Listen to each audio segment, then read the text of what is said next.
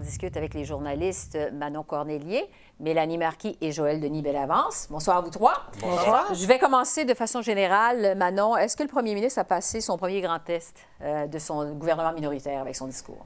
Oui, parce que le Bloc québécois a accepté de l'appuyer. Alors, évidemment, le Bloc n'est pas entièrement satisfait du discours, mais il dit qu'il peut lire assez entre les lignes. Il y a assez de flou pour lui permettre d'interpréter ça comme lui l'entend, pour aller chercher ce qu'il désire lorsque les choses concrètes arriveront sur la table. Donc oui, il a réussi finalement à convaincre quelqu'un. Le gouvernement ne tombera pas. Le gouvernement ne tombera pas. Mélanie, donc, c'est un discours inaugural qui augure bien. Vous trouvez que ça augure bien? Qui augure bien, oui, c'est bien dit. Vous devriez rédiger des discours.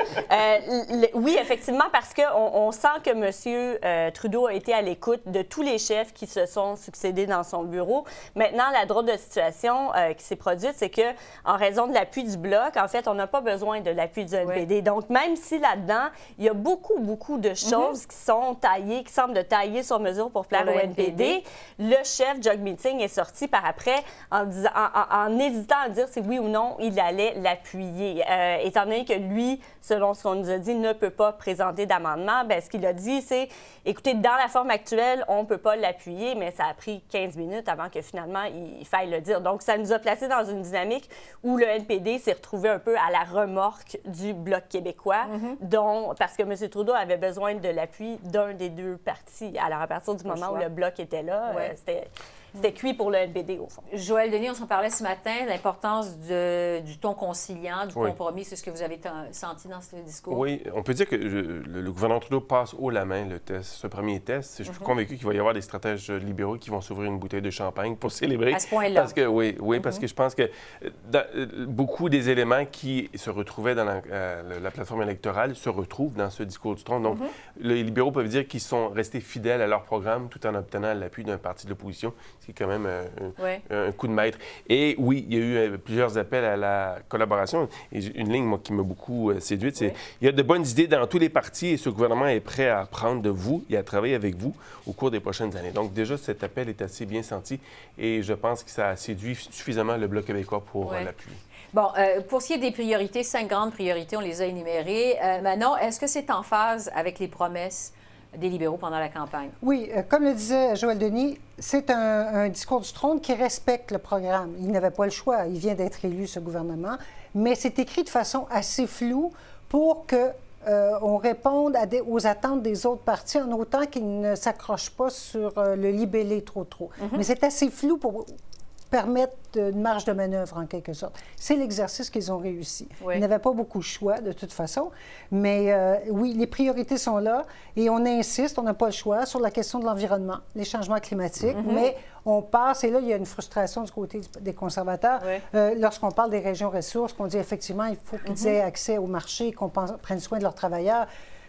Chacun l'interprète à sa façon, mais M. Scheer et les conservateurs, eux, ils voient un dédain, en quelque sorte, pour la région et pour l'industrie pétrolière. Oui, c'est ça, parce qu'il n'y en a pas beaucoup, selon l'opposition, selon M. Scheer pour l'Ouest. Pas question de pipeline comme tel, on ne parle pas de pipeline dans le discours. Est-ce que ça laisse présager quoi au niveau de la réaction de l'Ouest, Mélanie, et entre autres de Jason Kenney, parce que, bon...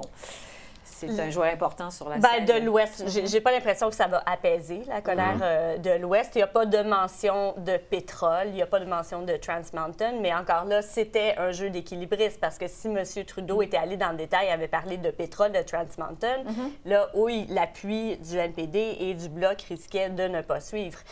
Et d'ailleurs, M. Blanchet a ironisé un peu, a parlé du fait que M. Trudeau était même gêné de parler de son propre plan énergétique dans justement la partie où il est question des changements climatiques. Rien, d'après moi, là-dedans pour apaiser la colère de l'Ouest. Mais c'est pas une pilule empoisonnée, à mon avis. Non, mais surtout que le gouvernement survit grâce à l'appui d'un parti qui est ouvertement indépendantiste, le Bloc québécois. Donc, dans l'Ouest canadien, je ne suis pas sûr qu'on va aimer voir ce scénario et ce film-là. Et quand on parle de ressources canadiennes, de ressources, on dit ressources canadiennes, ça peut inclure l'hydroélectricité. Donc, c'est un mot. C'est ça. Et donc, le Québec cherche à exporter de l'hydroélectricité vers les États-Unis.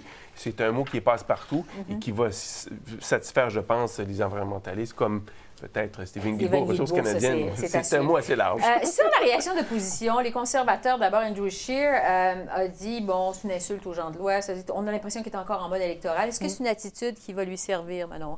Je pense qu'il devrait baisser le ton un peu. Surtout que là, son parti est déchiré. On le sent qu'il est en colère. On sent que la frustration est intense et ça se reflète dans sa réaction. Bon, il ne peut pas appuyer le discours du trône, je peux le comprendre, mais il est l'opposition officielle. Mais je pense que, entre autres, sur le dossier environnemental, s'il ne fait pas attention, il va perdre encore plus de plus. Parce qu'il n'y a pas juste la question du conservatisme social. Les gens de l'Ontario qui l'ont rencontré cette semaine lui ont d'ailleurs dit que sa position sur l'environnement avait été un frein en Ontario et les conservateurs ont reçu moins de votes cette année qu'ils en avaient eu en 2015 en Ontario.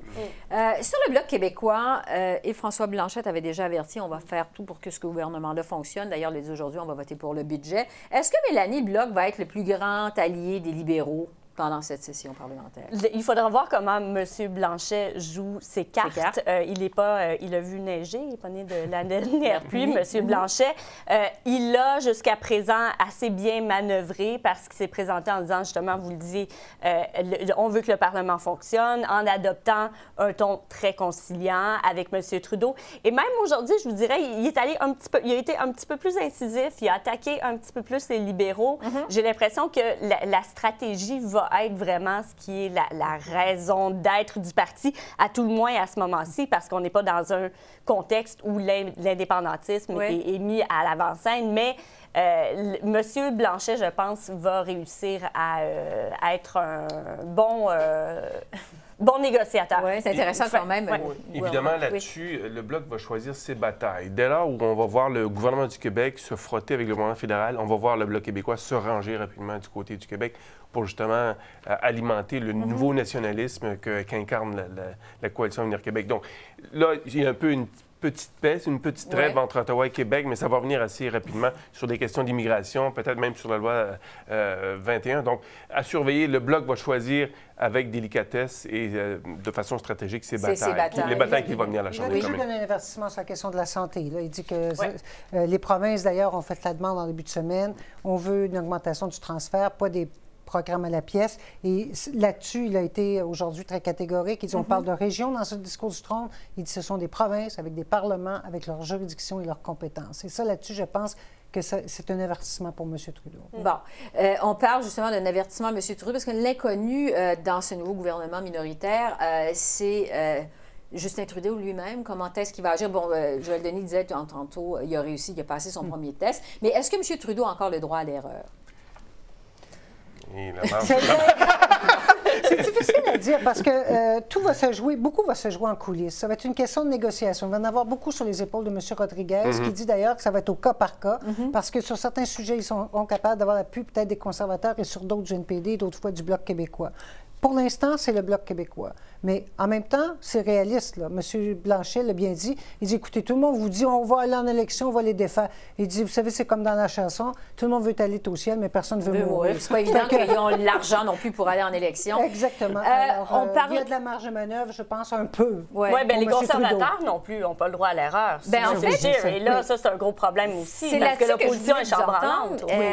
Bon, on parlait il y a un instant de la réaction assez véhémente de M. Scheer. Est-ce que la crise qui secoue actuellement le leadership de M. Scheer, ça va empêcher l'opposition, parce que le conservateur demeure l'opposition officielle à Ottawa, de faire son travail? Bien, on peut se poser la question. J'ai l'impression que oui, parce que tant et aussi longtemps que les questions sur le leadership vont continuer à être à l'avant-scène, ça va perdurer et ça va aller en empirant parce qu'il va y avoir des déchirements, peut-être des sorties médiatiques de certains élus, des organisations, des jeux de coulisses. Alors, il faudra que ça se règle assez rapidement, ce problème de leadership. Il y a une image qui me vient en tête. Oui. Souvent, M. Scheer va se lever à la Chambre des communes, regarder Justin Trudeau de droit dans les yeux, mais il faudra qu'il regarde souvent aussi en arrière pour voir s'il n'y a pas Par-dessus son épaule.